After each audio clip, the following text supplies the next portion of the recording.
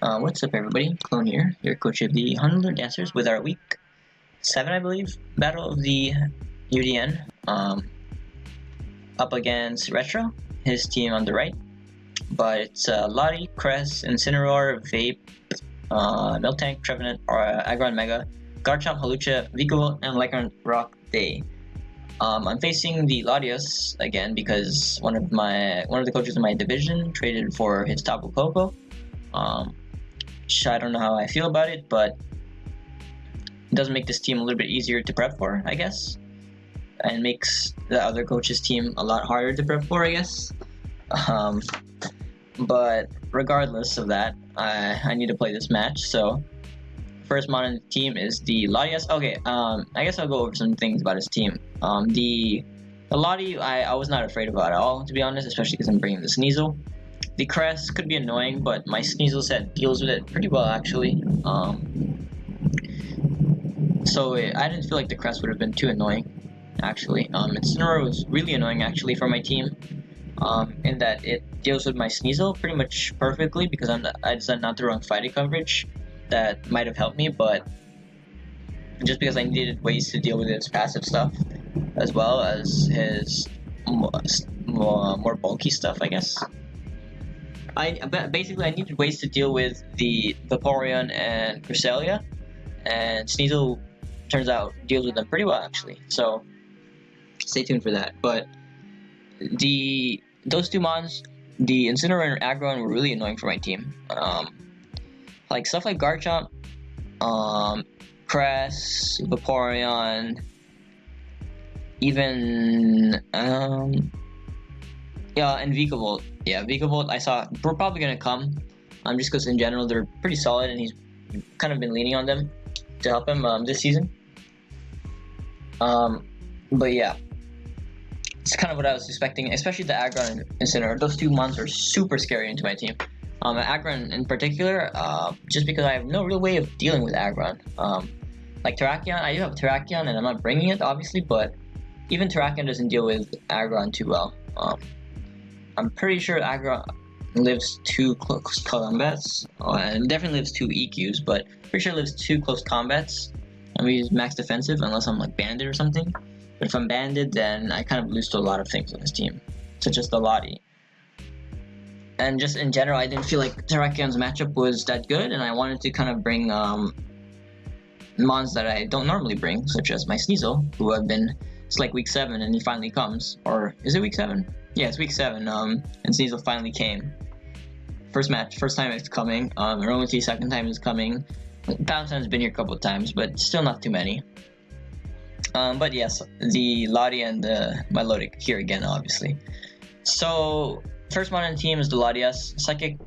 It's a calm mindset to try and deal with the Aggron. If he has Roar, then I can do a lot of damage with Thunderbolt. It does a ton of damage, especially if he's max defensive for my Terrakion.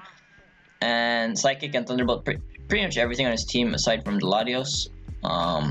It hits pretty much everything hard though. But yeah, even the Incineroar is annoying for this mon. I could see potentially the Lottie winning though. This is also for the Hawlucha. I live a +2 acro, and I obviously kill back with Psychic with this amount of special attack. But yeah, pretty standard Lottie set. Okay, so Sneck, max defensive, just because it's more or less what the Sneck does at this point. Gives me a pretty good switch into Aggron, and I can stop any curse shenanigans, and with refresh he can't even toxic me and stuff like that if he wanted to do that. In general, it's pretty nice. Stops the Lycanroc too decently against Garchomp. Pretty much walls Miltank. I'm not sure what Miltank will do to me, and I can burn it potentially. Vaporeon more or less walls this though, which is annoying, but I have ways to deal with Vaporeon. Crest and Lottie could be annoying, but they don't appreciate Scald burns, and then Incineroar obviously doesn't want to take a Scald. And yeah, it's pretty much just standard melody. So Belly Drum. I have not brought Belly Drum before, so I do believe it's gonna catch him off guard. But Belly Drum, Earthquake, and Facade pretty much wins me the game. Granted, I just need to Earthquake the Mega Aggron to eliminate it, and I feel like Mega Aggron would probably be your best switch into this. And once I reveal Belly Drum, he's gonna be like, oh shit, what do I do? So actually, the only thing that he really can really deal with this would be the Trevenant, but Trevenant's not really dealing with this at all. I'm pretty sure Earthquake 2 KOs it. But yeah, this thing is really scary for his team. Just because at +6, I can OHKO Cresselia, I can OHKO pretty much everything except for the Trevenant. And if I'm poisoned by something, like Toxic from Mega Aggron, for example, then I'm in a super good spot just because Facade is going to be doing a ton of damage, and I do potentially see this winning me the game. But yeah, so I try to kind of build around it so that I could get chip on a lot of stuff. But yeah, so next one is a Sneasel Evaluate, so I can be a little bit bulkier and take anything from Cress. And Sneasel, you know, one of the benefits that Sneasel has over Weavile is that he can carry a Violite. It's pretty nice. Knock Taunt, which is super good. That's a secret tech, I guess, for this week, because I can stop Cresselia from Moonlighting, from subbing, from all of that Thunder Waving, Toxicking, and I can also stop the Vaporeon from Wish Passing and Toxicking me potentially. So, or Heal Belling himself actually as well. Although I don't think I have Toxic, I do have potential burns though. I think I have Toxic on Palisade. Sorry, a little bit tired. But Shard is mainly for the Chomp, just so I can revenge kill it if I get some chip on it. It's pretty nice for Scarflati as well. What else? Yeah, that's pretty much it. Could kill the Halucha if he's low enough, I guess. If for some reason he's like AV Halucha and my Psychic does not kill, I guess. But yeah, Knock, Crash, Ice Shard, and Taunt. I'm mauled by Mega Aggron, but my Lodic does deal with Mega Aggron to an extent. But my next mon is the Aromatisse. So I'm bringing Ferium. And honestly, like, I wasn't sure what item to bring. I wasn't even sure about bringing this mon. Because the problem, I bring leftovers, and Incineroar can knock it off, which means that my leftovers are pointless, right? And so I kind of value the fact that I can basically do a one-time nuke to something, such as the Incineroar, because I'll OHKO it. And just in general, it can catch a lot of things off guard. But yeah, this is mainly to aromatherapy my Snorlax in case he gets poisoned. So basically the game plan is Snorlax hopefully gets poisoned or burned, or burned is fine. Snorlax hopefully gets poisoned or burned, and then he Facades, kills half his team. I go into Aromatisse, Heal Bell him, and then go back into my Snorlax, Belly Drum up, and win. It's basically the game plan. And the Moonblast could be really nice for something such as the Garchomp. Like I'm like almost 100% sure Moonblast won't kill Garchomp unless I'm Z. Even if I'm like, yeah, I'm pretty sure. Just because Garchomp is so bulky, actually, I'm almost 100% sure that this Moonblast is not going to kill Garchomp. I'm going to do like 60%. Not calculating, but one of the nice things about Aromatisse compared to a Wish Passer like Vaporeon, even though Vaporeon is technically C tier and my Aromatisse is technically E tier, Aromatisse is actually super good because of the fact that he has Romobile.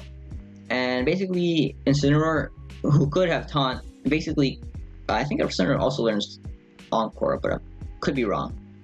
I do know that Lycanroc does have Taunt as well, but basically he has Taunt mons that Alutra obviously gets Taunt as well. Anything else? I don't think so. But basically I'm immune to Taunt and Encore, which is super nice as I can 100% get the aromatherapy off. And this is basically just my like kind of check to the Incineroar. Flare Blitz does a shit ton of damage to me, but I can deal with the damage in a way. Being that I have the Milotic in case he wants, if he's like SD or something, Incineroar, which is potentially pretty scary for me. I do have the Milotic and I can kind of deal with it in a way. But yeah, I think I mentioned why I have the Z, but just one-time nuke is pretty nice. And I didn't want my leftovers to be knocked anyways. So last one is, yeah, I do have Toxic. The Palisand, I just want Rocks Up, pretty much it. Deals with Garchomp a little bit. If he locks himself into EQ or Outrage, it pretty much walls it. Shore Up for recovery, toxic to poison stuff, such as the Vaporeon. Earth Power for Mega Aggron, and rocks, just because rocks are rocks. Pretty standard. So let's go to his team. Let me double check that you guys can see. Yeah, you guys can see it. More or less what I was expecting, although actually not at all. He didn't bring the Mega Aggron or the Incineroar, which I felt like were the two biggest threats to me. But you know, I can live with that, I guess. Makes it a lot easier for me. Even though I didn't really prep pretty hard for them, but I did prep to beat them, I guess. So I'm just gonna play. I think I lead off with my Snorlax just because I predicted that he'd probably lead with Vikavolt, and I take anything from Vikavolt. As he ends up leading with Vaporeon, which is fine. I just Belly Drum here because what's this thing gonna do to me? If he was toxic, which is a little bit annoying, but I know this facade here is gonna blow back something. And I just eliminate the Cress. Turn 2. Super good for me. He goes Garchomp here. I know I can heal my thing pretty soon. I think I make a little bit of a misplay here as I click rocks. I should have clicked Shore Up there technically, but it's fine because I just go into this. Forget what I click here. I think I just click Wish. No, I click Aromatherapy, yeah. As he goes into this, and it's actually super nice that I'm able to remove my tech as he SDs, just because he's not going to kill me with anything. And I just Twinkle Tackle him and he's gone. Super cool tech. As he goes into this, I know Thunderbolt does not kill me no matter what he is. He reveals these specs, such as Wish. I think I go into my Lax. Back up to full. I think I can click Recycle here. This Ice Beam here, I do not want him to freeze. I could have potentially won the game right there, right here, by Belly Drum. But I didn't want him to freeze me, as that could potentially lose me the game. So I just go into my Sneasel here, and I taunt him, because I feel like he's probably going to click Toxic. Click Knock, I do a ton of damage. I think he is Spadef, I'm not 100% sure, but pretty sure. And as you can see, Ice Beam is doing 0. I'm not 100% sure what Ice Beam is for on my team, but he did bring it. Shard, just because I feel like this is Scarf, I just want damage on it. Earthquake kills. Invalid is not going to help me do that. He clicks Earthquake here. He gets a really high roll actually. I know that looks like a misplay, but he got a pretty high roll there. Because if I click Shore Up there, I pretty much win the game. 4-0. But I guess it's fine. Crits here, which is annoying, I guess. So he gets a little bit lucky there, but realistically, Snorlax does win me the game. I just click Recovery to see what he clicks here. Clicks Bug Buzz. I could have potentially just click Recover here, but it's better to just let this die and get in my Lax so I can Belly Drum up on this. Because I do know he's locked into Bug Buzz because he's Specs. So I just click Recycle here. I guess if he crits here, it could be annoying, but he did just crit my Lodic, so it's unlikely that he'd probably get another crit here. And here I'm just trying to get back up to full.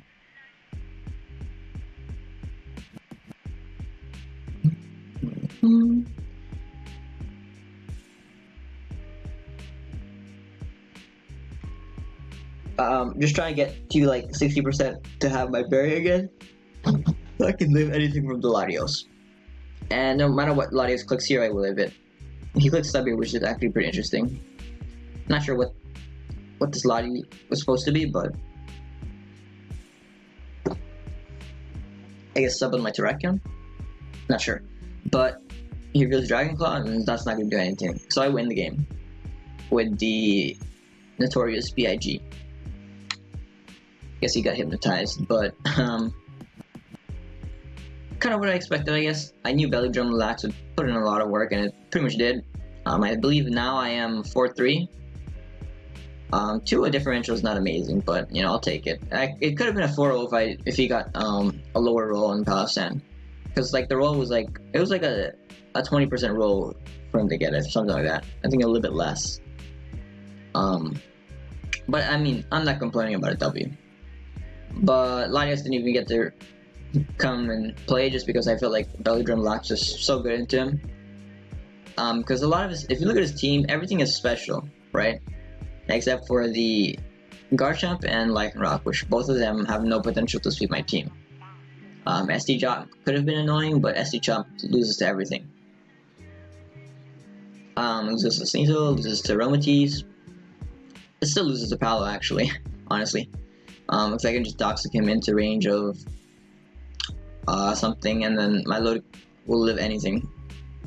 Unless he's Z, I guess. Z Outrage, but even then, SD Chomp, there's no way SD Chomp sweeps my team, especially because of Sneasel. But I'm glad that Sneasel was able to make an appearance and get that W. Actually, he was pretty important in getting rid of the Vaporeon. It would have been pretty important too in getting rid of Cresselia, but he opted to sack it on the facade just because he wasn't expecting it, I guess. The Belgium, that is. Farium Z, pretty cool. Honestly, I expected Farium to do nothing, but came in pretty handy to stop the Lycanroc. He felt pretty comfortable, I suppose, SDing up just because Moonblast is not doing enough. Although if I did have Energy Ball, it might have done enough, but he probably, if you're not expecting Farium Z, you're not expecting Energy Ball. So I think I did reveal like Aromatherapy, so he was kind of expecting like a more defensive set. But the one-time nuke definitely paid off there. The Beak Volt specs, I didn't really expect specs coming, but I was able to deal with it pretty well actually. And now I am 4-3, so hopefully I can go to 5-3, or maybe the cycle will continue where I go back to 4-4 and then 5-4, and then 5-5 and then 6-5, and then finish the season off 6-5. But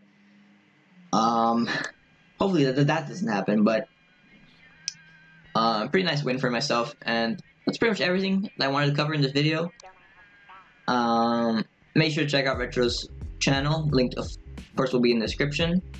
And see you guys in the next one.